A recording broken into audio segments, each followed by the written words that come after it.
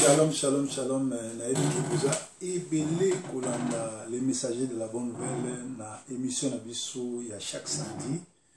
Sika wapi, tu es là, Rabino Basango, il y a Nzambe, Nzambe, Matéa, Consolation, pour être Nzambe, Alubela Susu, Moko na Moko na Kati Nabiso. Nzambe nanga apambola, Bino Sozo Nabiso.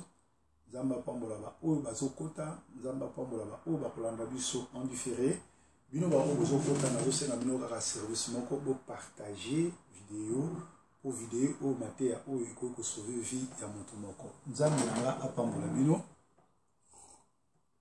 eza bongo le messager de la bonne nouvelle le proverbe 30-30 mopalanganisi ya sango malamu en direct ya Mongalema na Manchester esika wapi tovandi Kimia na Yesu na bino na moni ba appel na moni ba bokomi ebele ba réaction na bino eza malamu na pesi Nzambe merci Nzambe o azo batela Nzambe o azo protéger biso Nzambe oyo azana contrôle nyonso. Alors chaque samedi toyela rabino matéa toyaka koloba maloba ya Nzambe pona ko fortifier pona ko rappeler bato pona ko tindika bato na bokonza likolo parce que Nzambe atindi biso lokola ba messager na ye lokola ba sentinelle pona ko crier pona ko zomsa na nzela parce que lole ali li fait le pays ali. Alors lelo exhortation na biso ezali bongo na Romains 6:12 balobi boy. J'ai lu au nom de Seigneur Yoshua Amashia Jésus Christ que le péché ne règne donc point dans votre corps mortel. Apôtre Paul, l'apôtre par excellence, s'adresse aux fidèles de Jésus-Christ, aux messianiques, ceux qui attendent Jésus-Christ comme Seigneur et Sauveur. Il leur dit que le péché ne règne donc pas dans votre corps. Le plus grand problème à Mikolo et Ali, pasteur, bazoleka na ba télévision, bazoleka na ba internet, bazoleka par-ci par-là, mais bazali côté à Samomalamu te po batba ke na likolo. Bazote à Samomalamu po ba vimba ba poche. Bazote à Samomalamu po ba yebana. Bazote à Samomalamu po ba rançonner bateau. Mais bit ya évangile ezali ko ramener bateau, balonga na molili ba kota na mpoli. Balonga na lisumu ba bima na lisumu ba kende na lola. Et c'est ngeli boyeba ke l'homme a péché et le salaire du péché c'est la mort. Lifuta ya kokufa lifuta ya masumu ezali nini liwa na Adam na Ève bazali ko vivre na paradis bavandaki mvula na mvula quand il y avait comme il y avait pas le péché il y avait pas la mort mais quand ils ont péché les salaires c'était la mort bien aimé lelo ona ibsayo l'église ebimi ebele tozomona makambo ebele tokomi na tango ya suka surtout na tango ya coronavirus tozomona ba film ya ndenge na ndenge makambo ndenge na ndenge oyo bato babengi église bamisusu balobi église nayebi ke bamisusu les églises te za ba aventure mais bato bazo continuer kokende mais bien aimé soki na vi na yo oponi église ya malamu te na vi na yo oponi pasteur ya malamu ya koyoka maloba Nzambe pa na ete péché kokota na vie na yo kovanda pe suka nango eza liwa. Alléluia. Na moni batebele ba réagir proverbe okomika côté ya matéa Nzambe makambo politique ozoba soute makambo politique na koloba nini ndeko na sina loba nyonso awa tozo vivre ka ba prophétie accomplissement ya ba prophétie tozo tala théâtre oyo Tshilombo azosala et Félix Tshisekedi a la chance monene ya kokoma président monene ya Congo soki abandi na kokangela biso Kabila o aza Rwandais na clique ne tout ya ba Rwandais o ba infiltrer biso na armée na kati ya nini ya gouvernement na kati ya ba institution nous sommes infiltrés soka kangeli biso bato wana nyonso tu a juger bango et asali état de droit ya solo bokolo bateke état de droit ezali soki ka bakangi Vital Kamerhe état de droit solo et ali soki bakangi Yuma bakangi Kabila bakangi Boshab bakangi batwana nyoso tu bakangi kisa Rubero oyo azali bongo autorité morale pe azali bongo auteur intellectuel ya ba crime nyoso ba Rwandais bana mulenge basali na Congo ndeko zala bien et nangonga oyo ezokamusanga na mona bata IDPS bazosenga mandat ya mibale ndeko nanga bokozwa mandat ya mibale ndenge ni so mandat ya liboso nano botongi ba nini te ba résidence sociale te na place au bobimisaki ba million botonga ba maison préfabriquée poni botonga ki banda lokola ya honnêteté banda lokola ndenge batonga lemba ndenge batonga bandal inga yo coûter moins cher déjà bobandi mabe pour ba pesa bino deuxième mandat il faut premier mandat bolakisa biso to mona ka théâtre bozo so na FCC na FCC na IDPS ba soit na mi coloniaux surtout ba lexi 2 ans ya ba tribulation ko soit na entre temps le Congo est occupé na est à Congo bazo boma bato respect zalité ba maman baza kotanga bana bazo tanga te bato bazo liate na moni Tshisekedi na mwasi na ye ba bimi soki 10 personnes soki 20 personnes ba pesa ba bourse. Moi, ça, Tshisekedi, ça va bourse. C'est l'État congolais qui donne de bourse aux Congolais. Et c'est honteux à niveau à Tshisekedi, abimsa 10 personnes. Il a fallu abimsa 2000 à 20 000 personnes congolais au azotin dans France, les États-Unis, dans l'Amérique, dans le Canada, dans l'Angleterre, bah, que nous avons la bourse à l'État. Parce que Kabila a côté ça, bah, Rwandais, combien de nationalités congolaises au bazana, bah, universitaires, minés dans le monde. Donc, voilà, et ça a un cadre politique qui n'a répondu que ba prophétie nous sont dans le bas et que dans kokisama pour être Kabila kota pour être Tshisekedi kota na mitema bato akanga Kabila akanga bato sa FCC a dissoudre ensemble wana nani Tambwe Mwamba na kisa Zanil Mabun baza la lisusu te na kati ya commande ya ensemble batia bato asika génération asika bokomona ndenge Tshisekedi bato bakolinga atika libela peli sous recensement ya solo fo salama ba Rwandais tout ba na Congo fo zong sa na mboka na bango ba oyo ba kotaki na armée ba oyo ba kotaki na kati ya institution ko pendre bango parce que constitution na biso ya lobby ba oyo ba sali haute trahison ba zali bongo régir kokufa. Voilà ba message nanga politique ya mwana menazoni na évangile o tozobela sur le péché. Donc eloko monene ali batei baza ebele mais bazo caresser bandimi bazo banga koloba vérité bazo banga kote ya vérité po bazo loba soki tobi vérité bandimi bakokima mundimi eza ya nzambe na ngongo vraiment en réalité to wana pose église te église eza online ande na sali boy nazo leka online bato kombe bazo talanga parfois on a 200 personnes 50 personnes 20 personnes c'est-à-dire na sali kilte liboso 20 personnes. Nana tinana que une église songolote. Jésus-Christ n'avait pas une église. Jésus-Christ passait de ville en ville et prêchait la parole. Ndenge moko lelo oyo internet ezo permettre biso batu baza na Kinshasa bazo landanga, batu baza na Canada bazo landanga, batu baza na États-Unis bazo landanga, batu baza na Brazzaville bazo landanga, batu baza un peu partout tous les continents, 5 continents partout batu bazali bazo landanga. Donaza na baza na posa ba monanga en personne te mais bazo landanga maté nanga. Yango nous avons lelo tout ça la église pour un sentiment parce que nous serons jugés. Et lelo oyo batu ba komi ko dorlete masumu ba batu ba lobela masumu te ba beta ka susu matea masumu te koma kaka okopa mama okoto mama nzamba ko visiter yo toza na kati en pleine pandémie 2020 le 31 décembre 2019 ba pasteur tout ba yebisaki batuke il n'y avait pas de prophétie pour nous dire que Batmusu va couper na pandémie, Batmusu va couper na coronavirus, Batmusu va musale que ça sauté parce qu'il y en avait pas. Ça veut dire que Batu belé, bazo tambola na komo nzambe me ba na nzambe te. Alors tozongeli maté na biso, tozo te ya pour te nzambe azolo kumu pe bana na nzambe ba yoka ba bongo. Romains 6:12 va dire que le péché ne règne donc pas dans votre corps mortel. Ce corps est mortel. Nous sommes venus de la poussière, nous provenons de la poussière et nous allons rentrer à la poussière. Donc moto auta na mabele arozonga na mabele. Alors faut yeba genzoto na yo oyo ezali mortel. Oko samba kali boso nzambe. Oza obligé à vivre une seule fois. Après la mort vient le jugement. Après le jugement, éternité. Éternité wana. So ozaki mutu malamu, ok lola. So ozaki mutu mabe, ok lifelo. Voilà ndekonanga. Alléluia. Alléluia. Et alors et n'obéissez pas à ces convoitises. N'obéissez pas aux convoitises de la chair. Alléluia. Alléluia. Convoitise la chair ezani, ba désir ya chair. Kolinga basi abato, lokuta, koyiba, ekobo, tout. Galates 5, bandana 18, tina 22.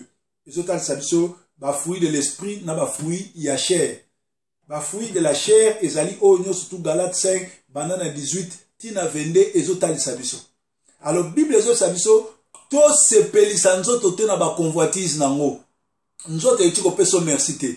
Nzoto lingaka somba portable asika, somba chemise asika, somba bilamba asika, somba boy, somba voiture asika, somba bakiti asika, somba kiti asika, somba bilamba asika. Nzoto lobana noteke j'en ai assez tikana nzoto ekomema yo na lifelo po eyebi ke yango utala mabele ekozonga na mabele. Nzoto n'a rien à voir na spirituel parce que nzoto ezali bongo putulu ekozonga na putulu.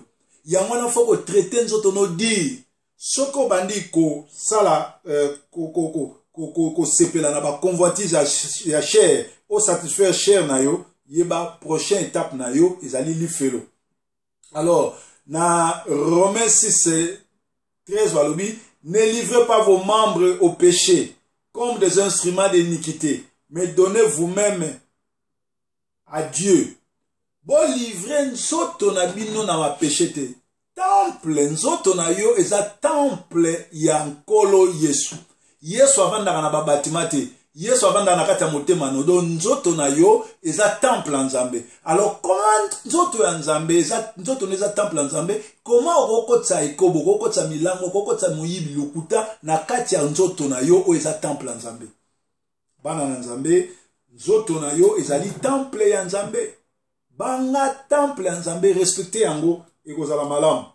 Alors, balobi kokom sango strima ya iniquité te, mais donnez-vous vous-même à Dieu.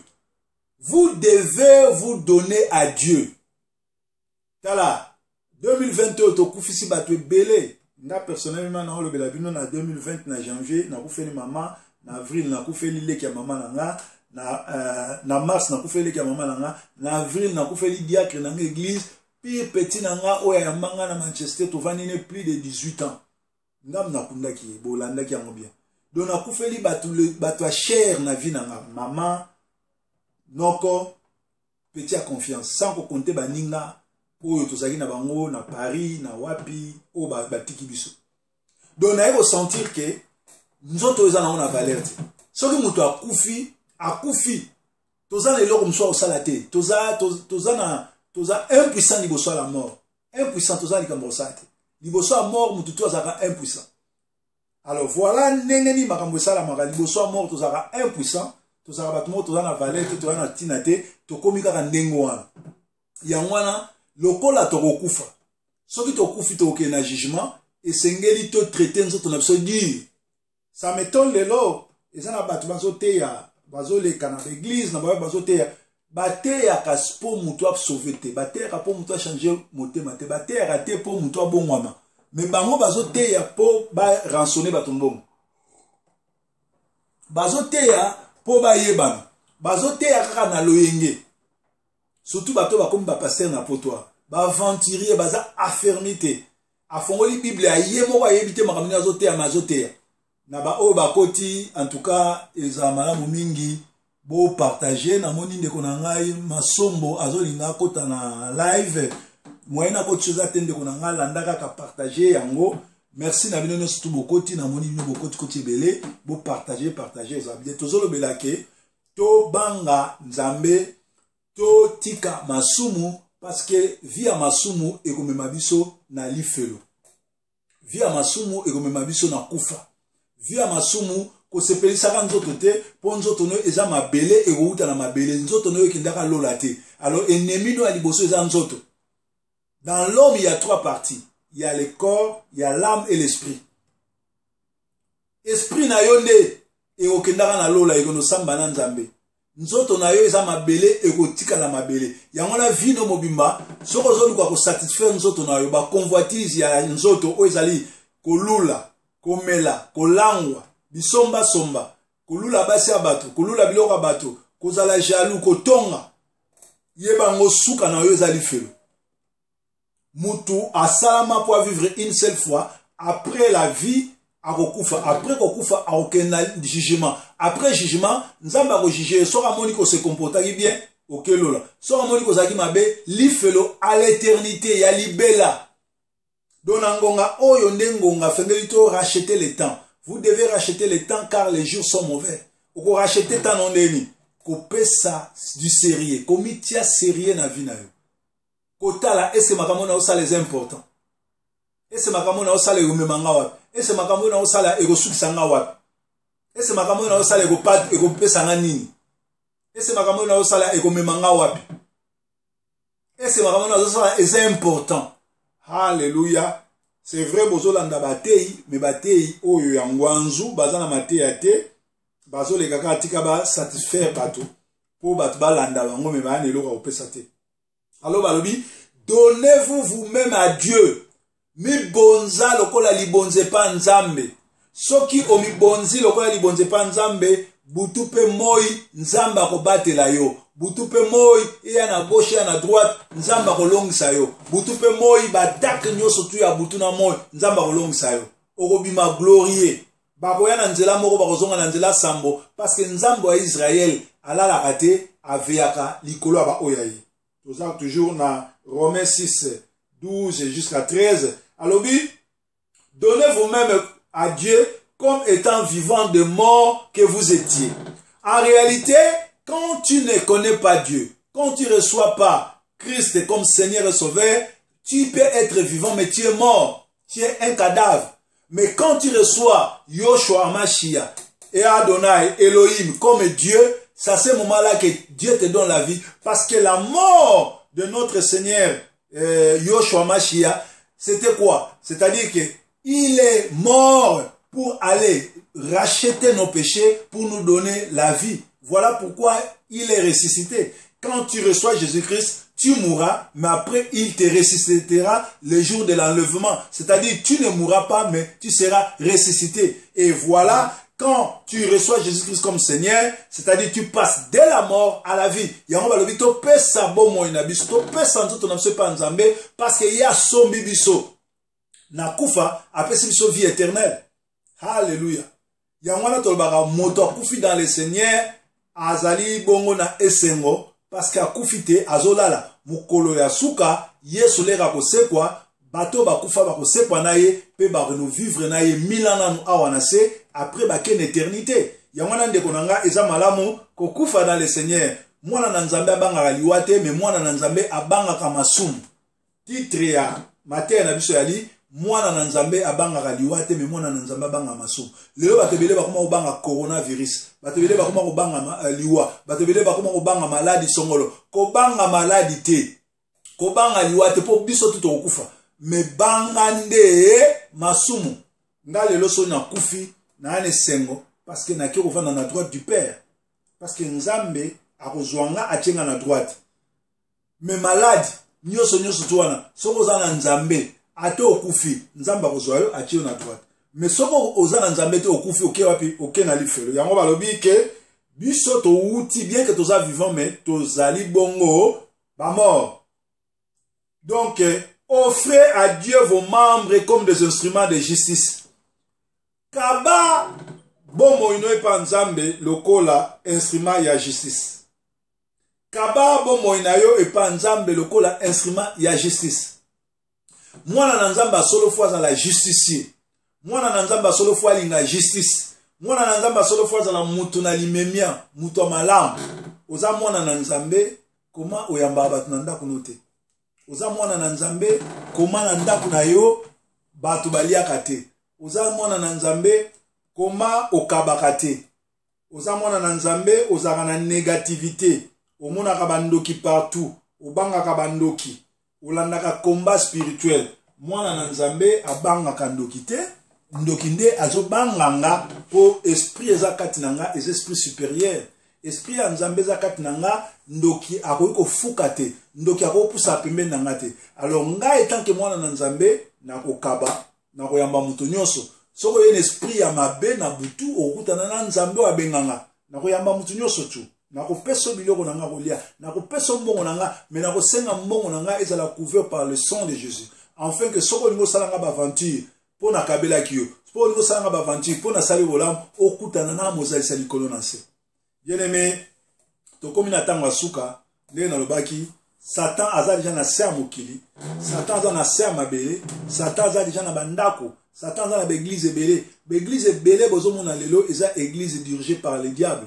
Eza église dirigée par Satan. Eza église dirigée par des sorciers. Église eza yabo satanisme. Ozomona bato belé balobi ba prophète, mais ba prophète ya Satan, ba prophète ya Zabolo, ba prophète ya lokuta, lokola ba wale sa ba denile si, ba prophète onoso bazo prophétiser et pas mukuna kuna na aseka. Sont des bateaux bazo travailler na milimo ya zebola, milimo ya kisi. Yango moni ba osala ba dégâts, ba osala ba aventure. Mais mwana na nzambe solo alukaka molimo na nzambe e protéger. Alukaka molimo na nzambe ezala na ye. Alukaka molimo na nzambe sala kati na ye. Yango wana okokima masumu. Mwana na nzambe akosala ki camarade na masumu te. Mwana na nzambe akolinga lisumu te. Parce que sengeli boyeba na Eden nzambe azakokita mikolo nyonso akokutana na Adam na Eve. Nzambe otolukaka. Yesu otobelelaka butu na moyo. Adam azali kobelele te. Chaque pokwa. Bible soba Yesu azali kokita asololi na Adam na Eve. Mais mukolo basala lisumu batikala bolumbu Yesu amona na lisumu te pa na bango. Ndenge moko na yo. Soko za na via sainteté. Soko za na via kotambola kobanga nzambe. Okendaka na nzela. Ezala bana na nzambe bele atwa na poto. Aza mwana na nzambe. Avanda na Paris, avanda na Londres, avanda na ba ville minene, ma fodaka ne métro. Aza pasteur, motei, intercesseur, prophétesse, mokomona ye azobeta nguma. Siko oza chrétien ya ndenge nini, oza mokristo ya ndenge nini, oza mwana na nzambe ya ndenge nini, oza messianique ya ndenge nini, ozelaka Yesu ntango Yesu akoyana ndenge obetaka nguma wana. Est-ce okota lola? Po Bible ezoloba tobanga liwate me tobanga masumu. Soki tozali na vie ya sainteté, nzambe akoprotege biso. Makambo na biso ekende bien. Tokaba nzoto na biso epa nzambe. Tokaba nzoto na biso epa nzambe. Tozala basali na nzambe. Tozomona bato ebele bazokende église bakomi basali ya bapasteur ole bakoma basali na nzambe. Na pasteur, na bandimi. Biso nyonso toza basali na nzambe. Mais lelo oyo lie bato bazala basali na nzambe bakoma basali ya bapasteur. Yango moni vie ya bato ebele ezobonga te. Yango moni vie ya bato ebele ezotambolaka na désordre. Yango moni vie ya bato ebele eza na pasi. Nzambe aza na contrôle. Nzambe atindi ba messager na ye na ngonga oyo na ba télévision na internet bazote ya sango ya solo. Bolandaka batei oyo bazoya na 1+, oyo bazoya kosala du mativisme te, oyo bazoya kosala baloyenge te, bazosala ba théâtre te, oyo bazoya kosala ki ngadiadia te, oyo bazoya vraiment na quelque chose po te elongoloka ta masumu, po te elongoloka ta molili. Nzambe nanga azala na bino, nzambe nanga apambola moko na moko azolanda mateya oyo, nzambe nanga atouché ba bino batu bozolanda, vraiment bino oyo bozolanda nga na live, naza na souci kaka moko partager mateya oyo pour être ndeko muso akolanda ngo. Parce que pour le moment et comme moi passe au mateya bien. Au mona muto aleki a TIP aleki si temps 30 minutes 50 minutes batu pe bazolanda belé mais ana message te. Tango nzamba azobenga yo eloko liboso azopeso message. Et message wana ezaka rapona kolongola batu na molili ekotisa bango na pole. Mais soki yo lobi oza mosali na nzambe, message no eza nini? Message na we memaka bato wapi? Message no esalaka na bato nini? Nzambe azali nzambe. Nzambe aza mobateli. Yango moni na mateya na biso ya lelo apesi biso to parler sur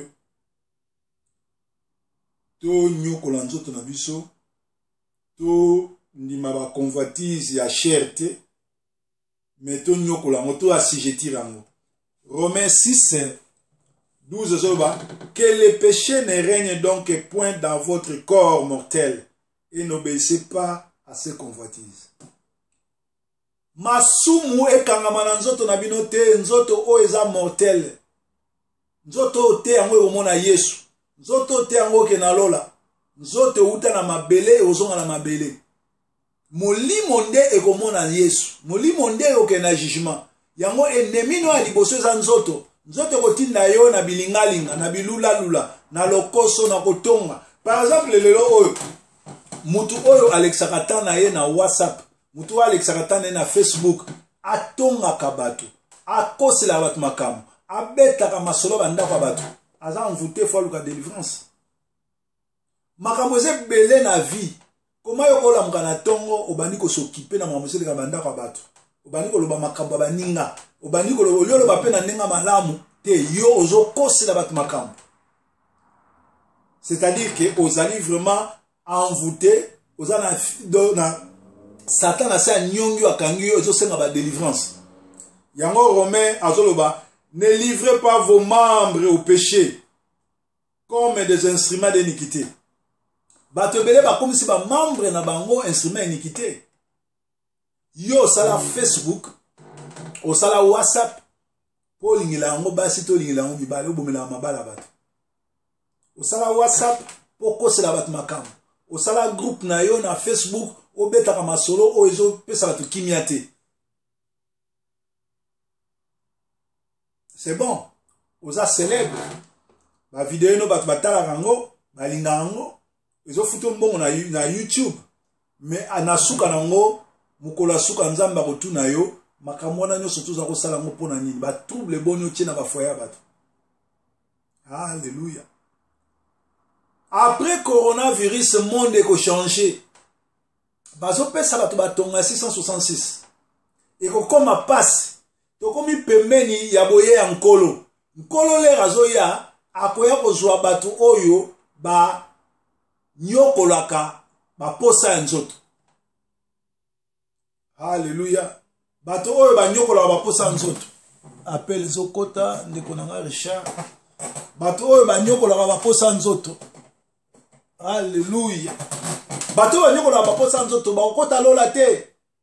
Bato ba nyokola ba posa lola bolim sanguto bato ba nyokola ka posa nzoto nene ba kokota lola bato ba sepelisa ka posa nzoto ba kokota lola te bolim sanga Richard Masango zo benga na za live za direct bo benga ngate po émission ya Facebook ezo leka na téléphone soko benginga ekokata bozela na sisa comme ça bo benga Richard Masango en direct ya Hollande na moni zo benga. Alléluia. Donc nzoto oyo il faut to crucifier ba désir nango. Quand on a 4-5 voitures dans malamu, et c'est important. C'est important, hein? Si en Afrique, oui, peut-être qu'on a 2 voitures, voiture na Jeep, parce que l'Angélé a bien été. Mais est-ce qu'on a 5-6 voitures, l'obé a taxi, mais si on a 5-6, pour nani, on a belé. Te kamususu, et de babola. Est-ce que on a poto salaka, mbongo no babola baliaka, on fait les baliaka mbongo na yo. Oye sanga oui ba membre famille ba liaka oui ba membre famille za droit na bango mais bana bistike bano bazanga ba koko o ba kufela ba veuve est-ce que ba sera par na yo parfois mbongo nozoti n'est pas un pasteur impudique mbongo nozoti nango azoke no melela ka masanga yanga azoke no langwaka. Alléluia. Mais soki mbongo na yo opesi yango un pasteur o abanga kanzambe oyo akosalela musala nzambe, tu seras béni et toi ta famille et toi ta maison. Et tu 4e génération na yo bana no ba opa mama. 4e génération na yo ekopa mama soko yebi nzambe. Même yo zato so kufa bana na yo ba koko na yo ba kozala béni parce que nzambe ayebisi David alobi na kopambola bana na yo. Bana na yo génération de génération ba kozala toujours ba roi na Israël. Pour Nabolamu David a salagi bien que alaki l'homme selon le cœur de Dieu mais aki cruel aboma qui peut attendre ça makila pas bimagina basa bato mais nzambe pas pinisa qui par rapport à makambo salagi. Donc bien aimé to comme na tango asuka na tango photo asijeti nzoto na biso. To tika nanu ba posa nzoto.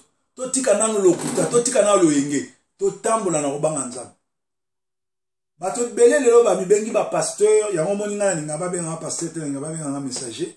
Parce que na ko loba message euti pa nzambe boni na tangi makambo na Bible na bakisi na moi ba explication moi ba exemple ici nazo si sa message mais mutu mususu wa bandi ozo bate abandi akomi na suka akomi na katikati azolo bani aye ko tonga aye ko bokela bambokela aye ko bangisa batu toni bien aimé nzamba za nzambe to komi na tango suka lole ya lili felo yali nzambe aza ko visiter peuple. Nzamba zo visiter peuple na ye. To tamula na obanga nzambe. To tika masumu, to tika loyenge. Pourquoi lelo batebele ba oke na église ba obongwa mate? boyeba ke mutu abongama te a partir elateli na ye boyeba ke mutu abongama te a partir ya comportement na ye nga deja so namoni mutu elateli na ye deja ekoyebisa nga ata boyebisi nga kaka mwasi abala ata boyebisi nga kaka pasteur elateli na ye na elobeli na ye ekotalisa nga soki ya solo abongama te abongama te nzambe na nga mona bino weekend malamu ezalaki mate ya le messager proverbe 30 bopartage yango epa bato ebele tomona lisusu weekend ezoya makambo ya politike tokolobaka yango soki Félix Tshisekedi alandi baémission na biso tolobaki aza na grâce aza la seule personne akoki kobimisa Congo na batrouble kokoma un grand président koleka Mobutu kokanga bakagame korefule baambassadeur ya Rwanda oyo baa na Congo kokanga Ruberwa bakabila bajanete bato wana nyonso tu kotia bango na boloko mpe kozongisa mbongo ya Congo kotindika bakongolais babima ebele bakende kotanga na bekola minene minene kotonga babita kotonga bakartier ya sika kotonga autoroute kotia banini bachemin de fer eleka Congo mobimba comme ça kozongisa Congo na 11 provinces ndenge ezali liboso okomona ndenge makambo kotambola donc nzambe na nga amona bino nzambe na nga abatela bino ezalaki bongo le messager proverbe 30 depuis Manchester tout le monde a ce week-end. Merci.